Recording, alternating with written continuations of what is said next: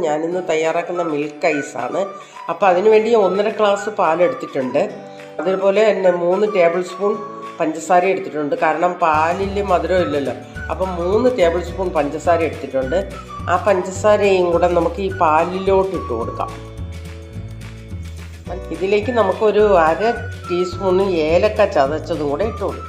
അപ്പം ഞാൻ ഇതിൽ പാല് ഇത് ഫ്രഷ് പാലാണ്, ഇതിൽ വെള്ളമൊന്നും ചേർത്തിട്ടില്ല. വേണമെങ്കിൽ ചേർത്താൽ മതി, വേണ്ടെങ്കിൽ ചേർക്കണ്ട. പക്ഷേ ഞാൻ ഇതിൽ 1/4 ഗ്ലാസ് വെള്ളം കൂടെ ചേർത്ത് കൊടുക്കാൻ അടുപ്പിലോട്ട് വെച്ച് കൊടുക്കാം. ഞാൻ ഇൻഡക്ഷൻ കുക്കറിലാണ് വെക്കുന്നത്. നമുക്ക് പാല് ഞാൻ വെച്ച് കൊടുത്ത് നമുക്ക് ഓണാക്കാം. നമ്മുടെ പാല് നന്നായിട്ട് തിളച്ചിട്ടുണ്ട്. നമുക്കിതൊന്ന് സ്റ്റൗ ഓഫ് ആക്കാം. ഇതൊന്ന് തണിയാൻ വയ്ക്കാം. നമുക്ക് തണുത്തിട്ടുണ്ട്, നമുക്ക് അരിച്ചെടുക്കാം.